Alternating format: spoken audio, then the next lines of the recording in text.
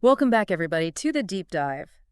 This time, we're taking a deep dive into the world of design and how to collaborate effectively with designers. Yeah, how to make the most of working with them. Exactly. We'll be exploring this fascinating article called How to Work with Designers. It's like a treasure trove of insights. Oh, yeah. But what I'm really excited about is uncovering those aha moments.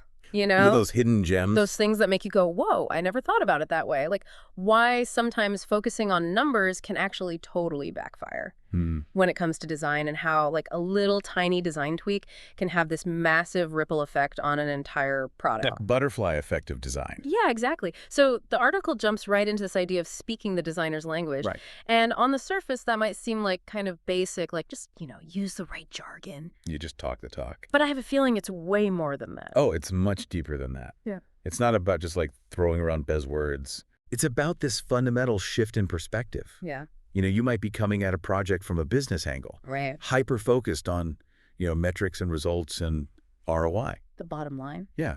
But designers, they're wired differently. They think about the user. Right. Their needs, their emotions, their entire experience with the product. So it's like we're speaking two completely different languages, even when you're using the same words. Exactly. That's where things can get lost in translation big time. Yeah, so can you give us like a concrete example of how this plays out in real life? Imagine you're asking a designer, hey, can we like bump up the click-through rate on this button? Yeah. You're coming at it from a purely numbers-driven perspective. Yeah.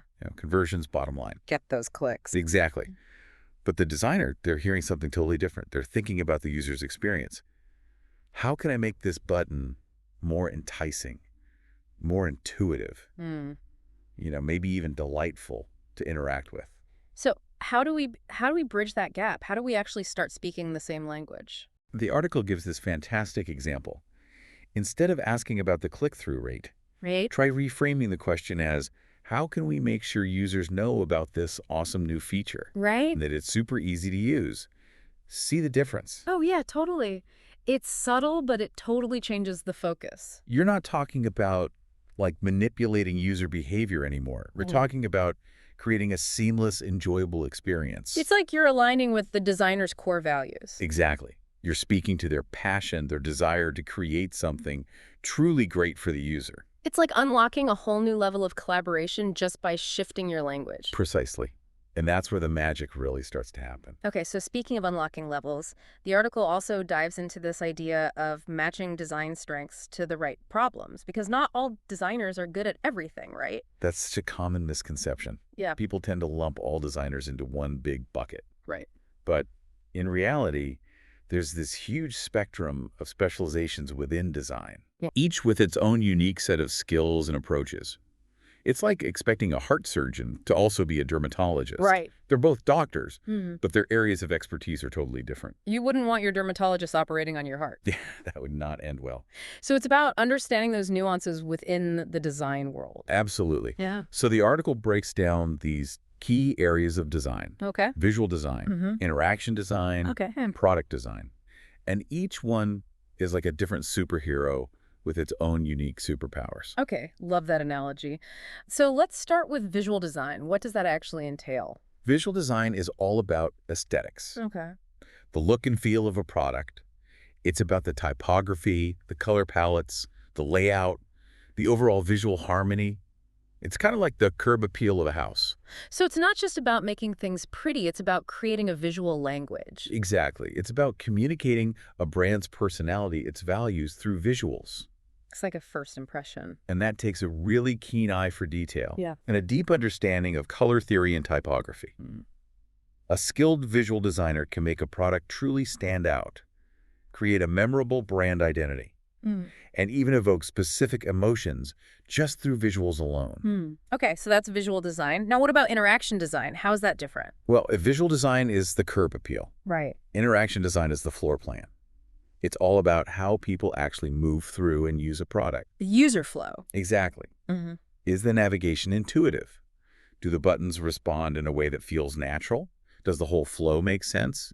A great interaction designer anticipates the user's needs at every step Right. and makes the experience as smooth and enjoyable as possible. So it's like the difference between navigating a confusing maze Yeah, and strolling down a beautiful, well-designed path. that's a great way to put it. And then we have product design, which is like the architect of the design world. Okay. They're responsible for the overall structure and function of the product. They think about the user's needs, the business goals, the technical feasibility, and then they have to bring all those pieces together Yeah. to create this cohesive and compelling experience. That's a lot of responsibility. It is. They're not just designing screens or interfaces. Right. They're solving problems, creating value. And ultimately making people's lives better. That's the heart of it. Yeah. And within each of these disciplines, you have designers who specialize even further. Wow. So you might have like a typography guru. Exactly. Or a master of micro interactions, or a user research ninja. Who can like read minds. Pretty much. So if you're building a team, Right. it's about understanding these different strengths and assembling a crew with the right skills to tackle the specific challenge. It's like assembling a team of superheroes. Exactly. Each with their own unique superpowers. You wouldn't send Superman to fight a villain that's vulnerable to kryptonite. Nope. You got to play to each hero's strengths. Right. You want to put them in a position to shine. And that leads perfectly into the next point the article makes. Okay, what's that? A designer's experience level should dictate the type of project they're given. I like that. So are we talking about like junior designers versus senior designers? Exactly. Because not all design tasks are created equal. Right. And you wouldn't ask a novice chef to prepare a 5-course meal. Not if you want it to be edible. So true. You wouldn't hand a junior designer a task that requires years of experience and expertise. Okay, this is where it gets really interesting for me. So talk to me about those different levels of designers. What does that actually look like in practice? Think of it like a video game. Mm. You start at level 1 with basic skills and limited abilities. I love that analogy. As you gain experience, you level up, unlock new powers, and tackle more complex challenges. Makes sense. So what would a level 1 designer be capable of handling? Level 1 is like your fresh out of design school recruit. They've got the foundational knowledge, they're eager to learn, and they're ready to tackle those entry-level tasks. Things like creating basic layouts, designing simple icons. Got it. So they're building their skill set, getting comfortable with the tools and workflows. What about level 2? What kind of challenges would they be ready for? Level 2 designers have moved beyond the basics. They've got some real-world experience under their belt. They're starting to develop their own style. And they're capable of taking on more challenging projects. Things like designing a user interface for a mobile app. Okay. Or creating a series of illustrations for a marketing campaign. Or maybe coming up with a visual identity for a new brand. So they're moving beyond just executing instructions. Right. They're starting to think more strategically about design solutions. This is fascinating. So what happens when a designer reaches level 3? What does that next level of expertise look like? Level 3 is where things get really interesting. A level 3 designer isn't just designing screens or interfaces anymore. They're designing systems. They're thinking about how all the different pieces of a product fit together. Wow. How to create a consistent and scalable design language, and how to anticipate future needs as a product evolves. So they're essentially like architects of the user experience. You could say that. They're responsible for creating a seamless and enjoyable experience across all touch points. Across the entire user journey. Exactly. From the initial onboarding flow to the most intricate features of a product. And within level 3, the article mentions this distinction between breadth and depth. Can you elaborate on that a bit? Absolutely. A broad level 3 designer is someone who can tackle a wide range of design challenges within a system. Okay. They might be responsible for designing the overall user interface, the information architecture, the interaction patterns, and even some of the visual branding. Yeah. They're like a Swiss Army knife of design. They've got a tool for every situation. Exactly. But instead of physical tools, they've got a diverse set of design skills. Makes sense. So what about a deep level 3 designer? How do they differ? A deep level 3 designer has chosen to specialize in a particular area of design within a system. They might be the typography guru, the master of animation, or the user research whiz who can uncover those deep user needs. So they've gone deep into a specific niche. Exactly. They've honed their skills and become true experts in their chosen field. Okay, I love that distinction. So they're both level 3, but their approach and expertise are quite different. Now I'm dying to know what lies beyond level 3. What does it take to reach those top tiers, levels 4 and 5? Level 4 and 5 designers are like the elite of the elite. The Navy SEALs of design. Exactly. They've got years of experience, a proven track record of success, and a deep understanding of not just design, but also business psychology and technology. They're not just designing products, they're shaping the future. Okay, now we're talking design Jedi Masters. So what kind of challenges would a level 4 designer be tackling? A level 4 designer is someone who can take on those massive company-wide design challenges. Like what? Give me an example. They might be responsible for reimagining a brand's entire digital ecosystem, creating a design system that spans multiple products and platforms, or leading a team of designers to create a groundbreaking new product that disrupts an entire industry. Okay, so they're essentially design visionaries. What about the top tier? What does a level 5 designer even do? Level 5 designers are rare. Like unicorns. Yeah, kind of. Yeah. They're not just solving design problems, they're identifying those problems in the first place. Wow. They're thinking about the future of technology, the evolving needs of users, and the ethical implications of design decisions. They're shaping the world around us through design. Okay, my mind is officially blown. It's a whole other level. So it's not just about years of experience, it's about the scope and impact of the challenges they can handle. This framework is so insightful. I've never thought about it this way before. It's a game changer. It's making me rethink how we assign projects and manage expectations within our own team. It's all about finding the right fit. So giving a senior designer a junior level task is like asking Gordon Ramsay to make a peanut butter and jelly sandwich. You're wasting their talent, and you probably won't get the best PB&J. So true. Now, the article goes on to talk about something that I think is crucial for designers at every level. What's that? A sense of ownership over the product vision. Why is that so important in your experience? Imagine you're a level 3 designer. You've poured your heart and soul into designing this amazing new feature. Yeah. You've meticulously crafted every detail, and you're absolutely convinced it's going to improve the user experience tenfold. Oh, okay. And then someone from the business side comes in and says, nope, we need to change this, this, and this. Oh. Because it doesn't align with our marketing strategy. Ouch. That's got to be soul-crushing. It can be. Yeah. And that's where that sense of ownership comes in. Okay. When designers feel like they're genuinely part of shaping the product vision. Right. When their expertise is valued and their voices are heard, they're so much more invested in the outcome. We're not just order takers. Exactly. They're collaborators, they're problem solvers, they're bringing their unique perspective to the table. And that's when you get those really innovative and delightful design solutions. It's the difference between a musician playing someone else's sheet music Right. and a musician composing their own masterpiece. I love that analogy. It's about passion. It's about creativity. It's about feeling like you're contributing to something bigger than yourself. And this reminds me of something else the article mentioned, the importance of feedback. Not just from like clients or stakeholders, Right. but feedback from other designers. That's so crucial, especially in the early stages of a project. Why is that? Imagine you're a designer. You've got this great idea, but you're not quite sure if it's fully baked yet. Okay, yeah.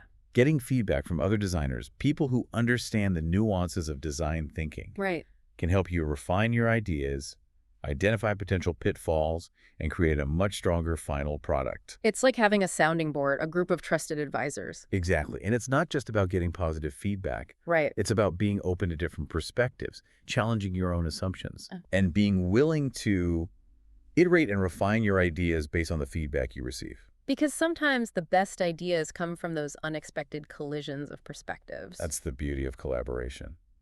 Now, I'm curious to hear your thoughts on this next point because it's something I've struggled with in the past. The intangible value of good design. Yeah. It's not always about numbers, is it? That's one of the biggest challenges for designers. Yeah. How to quantify the value of something that can be so subjective and nuanced. Right. It's easy to measure things like click-through rates or conversion rates. Yeah, those hard numbers. But how do you measure things like delight intuition or that feeling of satisfaction a user gets from interacting with a well-designed product? Right. It's like you can't put a number on those things. The article uses this great analogy about clutter. Oh, yeah, I remember that one. Everyone knows clutter is bad, Right. but when does one extra element become too much? How do you measure that tipping point? It's a slippery slope. It's like the analogy of ocean tides slowly eroding a cliff. One wave doesn't do much damage, but over time, those seemingly small additions can have a huge impact. So it's about being mindful of the cumulative effect of design decisions. Exactly. even the seemingly small ones. This is making me rethink my whole approach to design. It's a whole new way of seeing the world. It really is. And it's about understanding that good design is often about what you don't see. What do you mean by that? The things that are working seamlessly behind the scenes to create a smooth and enjoyable experience. It's like the foundation of a house. You might not see it, Right. but it's what holds everything together. Exactly. Without a solid foundation, everything crumbles. So we've been talking a lot about the more technical side of design, Yeah, the different types of design and experience levels. Right. But I think there's this deeper level of understanding that we need to talk about too.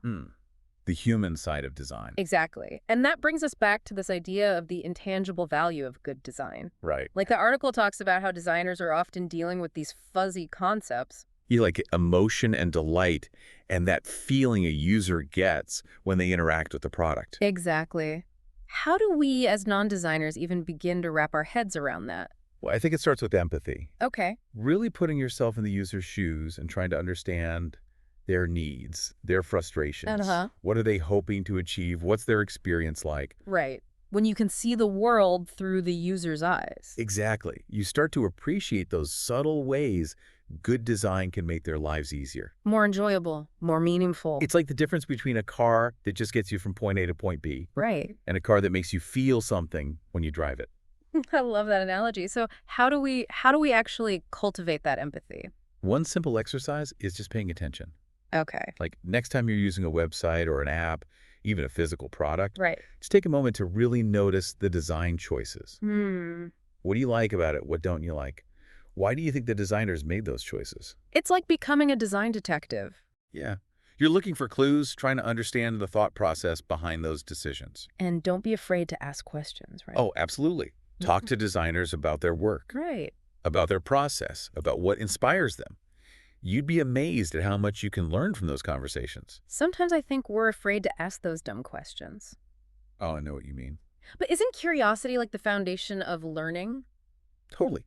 And most designers love to talk about their work. Right. They're passionate people. So when you show genuine interest, you're not only gaining valuable insights, you're also building a stronger relationship with that designer. Because it shows you respect their craft. Yeah. You value their expertise. Exactly. And speaking of respect, the article talks about this idea of winning a designer's heart. I love that. It might sound a little cheesy, but I think there's a real truth to it, right? It's less about winning and more about building trust and rapport. Designers are passionate people. They pour their hearts and souls into their work. And when they feel like that passion is reciprocated, when they feel like they're working with people who genuinely care about design, Yeah. it just elevates the whole collaboration. So it's not just about saying the right words. It's about showing up with that same level of enthusiasm. Right, that attention to detail. But how do we do that if we're not designers ourselves? I can't exactly whip up a pixel-perfect mock-up or anything. You don't have to be a design expert to show you care. It's the little things that often make the biggest difference. Like what? Give me some examples. Maybe it's taking the time to really understand the design brief before a meeting. Okay. Maybe it's asking thoughtful questions about the design choices.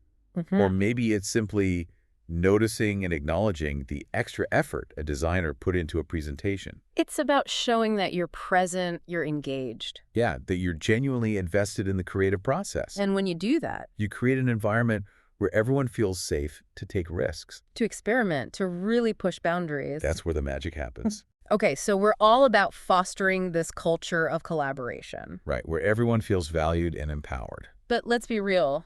Sometimes there are clashes, right? Oh, of course. What happens when a designer's vision butts heads with business goals or technical constraints? That's where communication is absolutely crucial. Yeah. And it goes back to what we were saying earlier about speaking the designer's language. Right. Instead of just shutting down a designer's idea because it doesn't align with the budget or the timeline, try to understand the problem they're trying to solve. So it's about finding that common ground. Yeah, that shared understanding of what we're ultimately trying to achieve. And sometimes that means compromise, right? Absolutely. Yeah. Maybe the designer's ideal solution isn't feasible, Right. but there's a way to adapt it to find a middle ground that meets both the design needs and the business requirements. It's about being flexible. Yeah, being open to different perspectives. Recognizing that the best solutions often come from those creative tensions.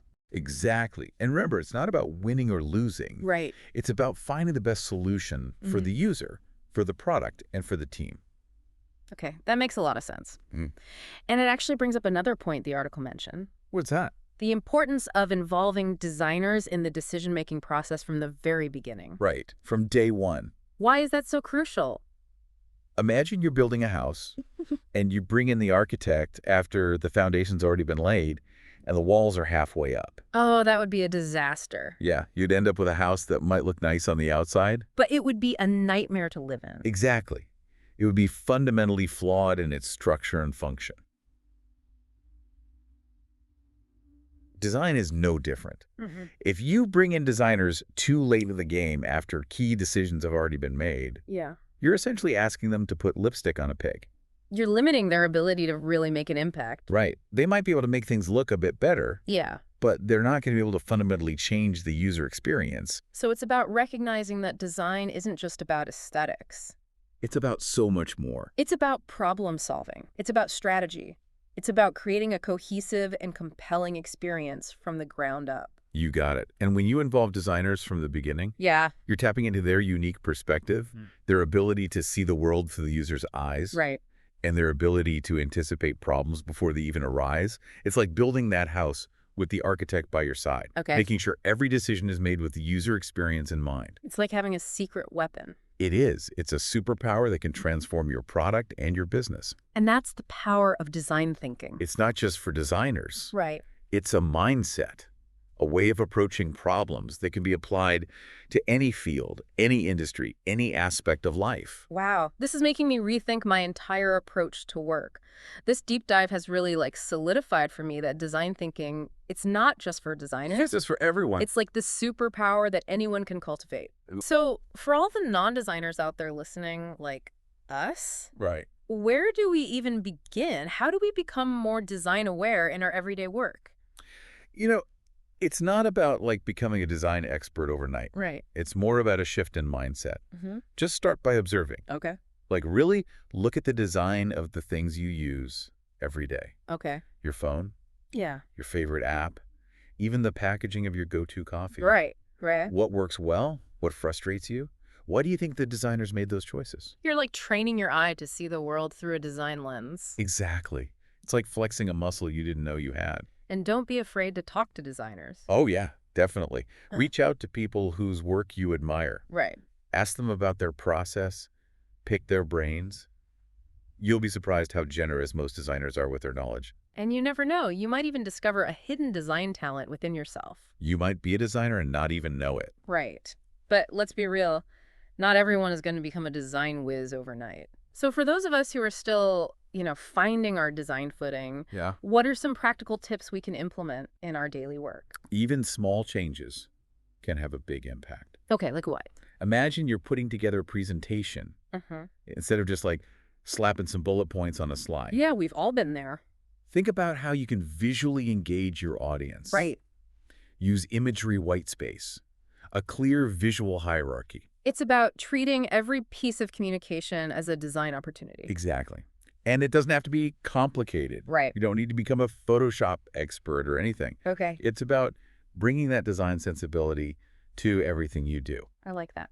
Whether you're writing an email, planning a meeting, creating a spreadsheet, think about how you can make it clear, concise, visually appealing. It's about respecting the user's time and attention. Right. Recognizing that even those small details can make a difference. Absolutely. This has been such a great conversation. It's like a total mind shift for me. It's a whole new way of seeing the world. And it's a good reminder that design, it's not just about aesthetics. It's about solving problems, creating value, making people's lives better. Well said. I feel like we've barely scratched the surface of this topic, though. There's so much more to explore. Maybe we need to do a whole series on this.